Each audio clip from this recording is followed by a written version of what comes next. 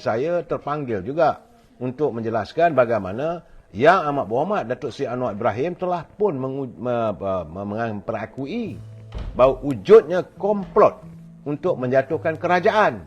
Cuma saya terfikir kalau kenyataan Datuk Seri Anwar Ibrahim menyebut tentang menjatuhkan kerajaan, itu bahaya.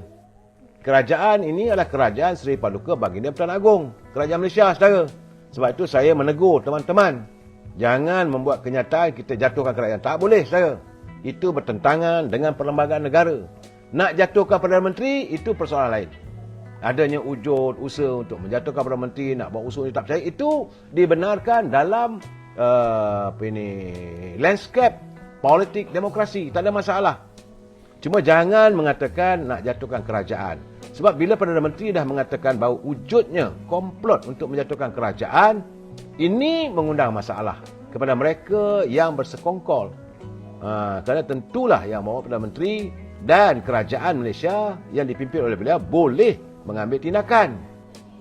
Nak menjatuhkan beliau sebagai Perdana Menteri tak ada masalah. Tetapi jatuh kerajaan tu yang saya pertikaikan, saudara. Kerana menurut Anwar Ibrahim, dia kata ada memang wujud. Tapi untuk menjatuhkan kerajaan. Namun katanya komplot itu tidak ada asas yang kukuh. Komplot itu memang ada. Tapi ada asas katanya wujudnya. Cuma mereka tidak mempunyai asas yang kukuh untuk menjatuhkan kerajaan. Jadi untuk itu katanya kerajaan Madani ini akan terus bekerja. Kalau tak ada komplot, maka mereka nak buat kerja apa katanya. Betul juga parti pembangkang. Jadi biarlah mereka nak kata apa pun. Setiap bulan katanya ada saja strategi sedia. Terpulanglah. Tapi tak sebut nama siapa pun. Jadi bagaimanapun Datuk Seri Anwar Ibrahim dia yakin insya-Allah setakat yang pihaknya memantau keadaan cukup kuat. Yang penting bagi Anwar Ibrahim, yang penting katanya Pakatan Harapan, Barisan Nasional, Gabungan Parti Sarawak GPS dan Gabungan Rakyat Sabah GRS, termasuk yang lain seperti Parti Warisan, yang 4 ini komitmennya cukup jelas terhadap kerajaan perpaduan ini. Jadi tugas mereka setiap bulan mereka akan atur strategi, cuba jatuhkan kerajaan. Kata insya-Allah setakat yang kita pantau keadaan cukup kuat. Itu katanya dalam sewaktu berucap apabila ditanya oleh wartawan sempena hari sambutan Hari Pekerja di Pusat Konvensyen Antarabangsa Putrajaya, saudara. Dan menurut Perdana Menteri, gabungan 4 parti ini dalam kerajaan perpaduan cukup kuat dan berupaya untuk menangkis komplot mahu menjatuhkan kerajaan. Yang penting katanya Pakatan Harapan, Barisan Nasional, Gabungan Parti Sarawak, GPS, mantap. Itu saya, saudara. Bagaimanapun katanya dia menyerulah agar warga bekerjalah sebaris sesama dengan pimpinan hari ini untuk memerangi rasuah. Kalau mahu ekonomi berkembang dan hasilnya terus berkembang, kita kena lawan dan hapuskan perasuah besar. Itu yang sebenarnya, saudara.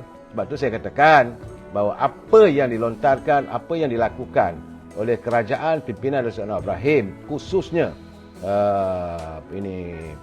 Suruhanjaya pencegahan rasuah, tidak menyenangkan pihak-pihak tertentu. Sebab itu mereka merasakan cara terbaik adalah mengusir Datuk Seri Anwar Ibrahim daripada anjung kuasa Seri Perdana. Itu saja, saudara. Dan sekarang ini bila disantuni wujudnya kerajaan perpaduan antara UMNO, Keadilan, DAP dan Parti Amanah, bunga-bunga kejayaan sudah ada, saudara. Bunga-bunga sudah ada, bibit-bibit keyakinan rakyat sudah ada. Bahawa tidak akan lagi berlaku pergolakan politik yang tidak menentu. Tiba-tiba muncul kenyataan daripada saudara Khalid Samad yang mengguris hati. Akibatnya UMNO Kelantan kecewalah ini keadaannya. UMNO ni bukan boleh dicuit. Sentuh sikit cepat melentingnya, saudara. Ini realiti. Saya haraplah sebab itu kenyataan Yang Amat Berhormat Datuk Seri Zahid Hamidi selaku Presiden UMNO, dia kata rakan-rakan dalam komponen yang bernaung di bawah Pakatan Perpaduan ini belajarlah untuk menyantuni sama sendiri. Elakkan melontarkan kenyataan yang boleh disifatkan, boleh mengeruhkan suasana. Sebab saya lihat Panglima UMNO Dr. Fuad Zakasi, dia bila dengar kenyataan begitu, dia pun melenting-lenting. Mula dia menuduh Amanah bukanlah sahabat karib yang boleh setia dalam perjuangan. Macam-macam lah keluar kenyataan yang tentulah akan menyinggung hati warga amanah. Dan kalau itu berbalas-balas jawapan, benda tidak baik. Alhamdulillah. Cuma awal-awalnya saudara, bila kenyataan begitu dilontarkan oleh warga UMNO yang memprotes sikap daripada saudara Sadiq Khalid, saudara Syarif Khalid Samad, Presiden Amanah pun membuat kenyataan saudara. Dia kata setiap ini kenyataan Presiden Amanah yang masih lagi dilihat seolah nak lepas tangan.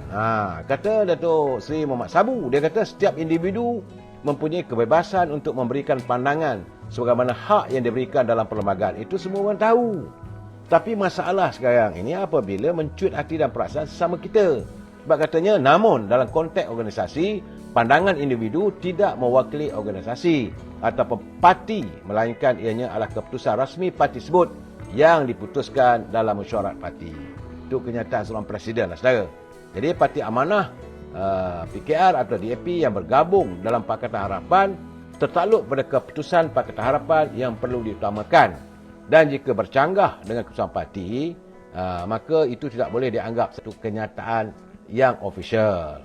Pimpin UMNO Amanah katanya berhak menyuarakan pandangan, tapi mereka terikat dengan keputusan parti. Inilah katanya normal practice dalam mana-mana organisasi. Itu kata Datuk Seri Mohamed Sabu, tapi masih belum meredakan perasaan warga akar umbi UMNO yang bila merasakan menyentuh soal Datuk Najib ni, mereka cepat sensitif. Saudara, bagaimanapun Datuk respon pada itu, Saudara Khalid Samad, dia pun buat kenyataan pula. Dia kata kalau gitu kadang tak perlulah sampai putus hubungan. Tahu pun. Dia kata kenyataan dia tu janganlah sampai putus hubungan. Ini UMNO Kelantan katanya perlulah menghormati pendirian berbeza amanah yang membantah pengampunan. Masih lagi keadaan itu mengundang amarah warga UMNO khusus di Kelantan. Jadi cuba dia kata mula nak berlapik sebab tuntutan UMNO Kelantan agar Saudara Khalid Samad memohon maaf secara terbuka. Dia harap mereka tak usahlah putus hubungan katanya. Dan mereka hormatilah kita untuk berperindian berbeza. Itu katanya. Dan bagaimanapun saudara, akhirnya timbalan Presiden Parti Amanah, Datuk Seri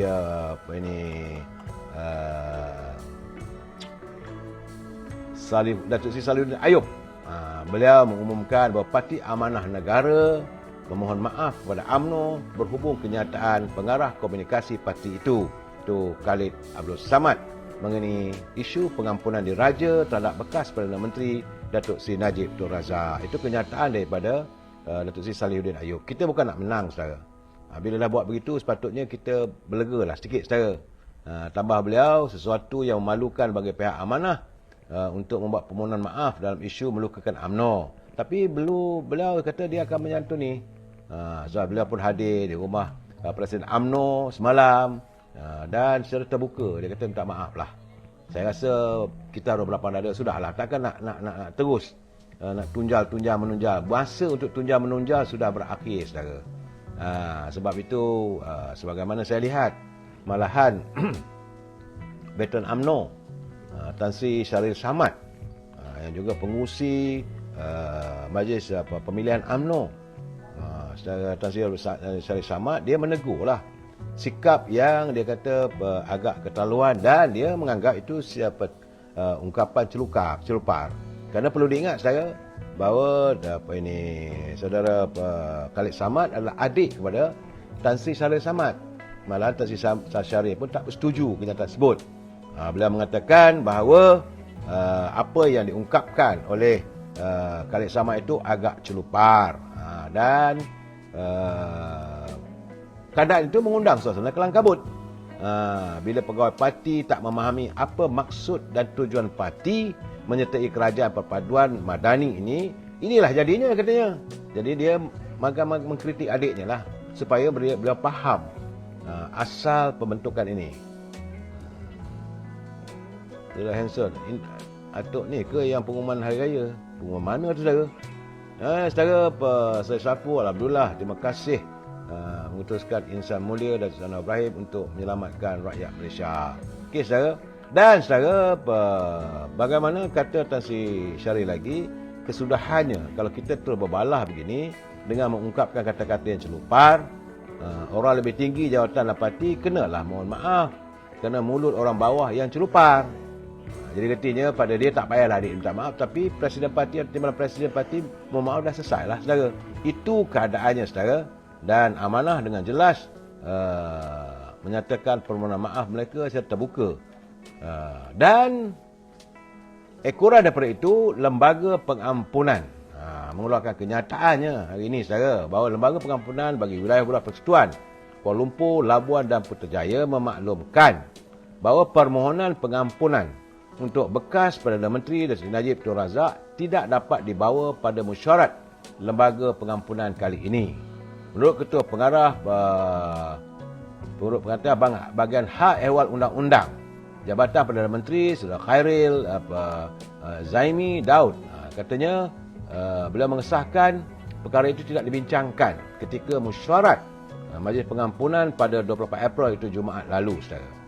Urus dia lembaga pengampunan juga ingin memaklumkan katanya bahawa kertas rayuan pengampunan Datuk Seri Najib Tun Razak tidak dapat dibawa pada mesyuarat lembaga pengampunan kali ini.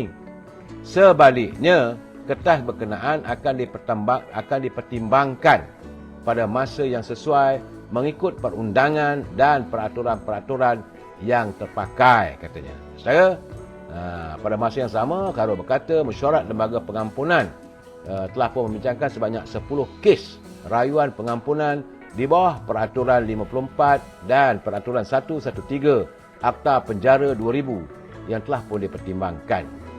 Itu saya. Jadi memang bagaimana yang saya katakan, saya tidak ada nama Datuk Seri Najib dibawa dalam mesyuarat Majlis Pengampunan. Kita tunggulah saudara. Dan tuanku berhak untuk memanggil pada bila masa saja. Saudara Wan Azmi bagi PN lagi jangan, kita sudah kita berbalah, kita dah ada pengalaman.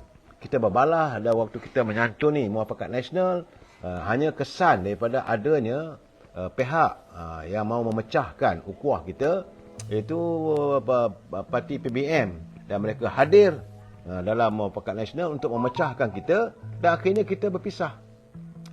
Dan bila menghadapi pilihan raya umum, apa kejayaan yang kita metrai, yang kita capai waktu pilihan raya di Melaka dan pilihan raya negeri di Johor tidak tercapai dalam dapat diterjemahkan dalam pilihan raya umum yang ke-15. Janganlah kita mengulangi perkara yang sama setelah kita mempunyai rakan baru dalam ukhuwah perpaduan politik saya.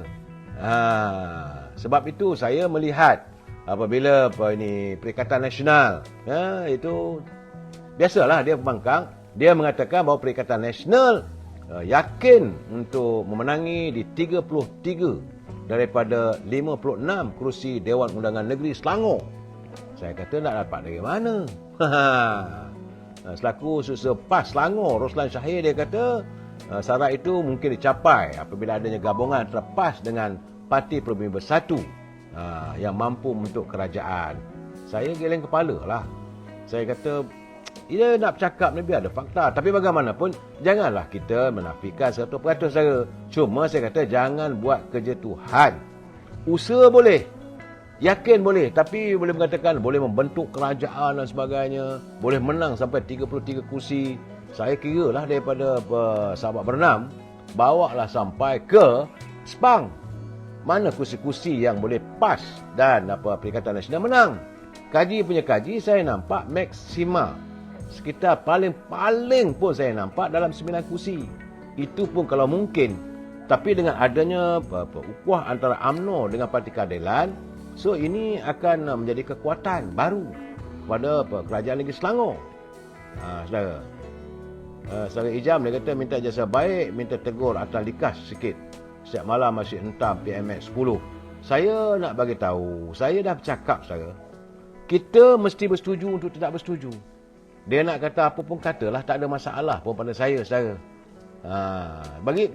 Saya melihat asalkan jangan terlajak. Kadang-kadang mereka keseronokan, mengeluarkan fakta dan sebagainya, keseronokan, maka banyak kenyataan-kenyataan. Yang pertama sekali, contempt of court. Yang kedua, libel ataupun boleh disaman oleh pihak tertentu. Saya haraplah teman-teman saya yang membuat, dan saya tak boleh menasihat mereka, siapalah saya pun kadang-kadang melakukan kesilapan juga saudara. Nak tegur-tegur tak payah. Jadi saudara, walaupun berdaftar nak awak tak jadi lalang, saya tak nak menuduh siapa saudara. Soal dia lalang ke, dia itu pendirian dia, pandangan dia mengikut kacamata pemerhatian dia dan kefahaman dia. Jangan kita menolak kebebasan untuk sesiapa pun melontarkan pandangan dan fikiran. Tapi saya haraplah suratan kita mesti berpegang pada prinsip, kita mesti bersetuju untuk tidak bersetuju.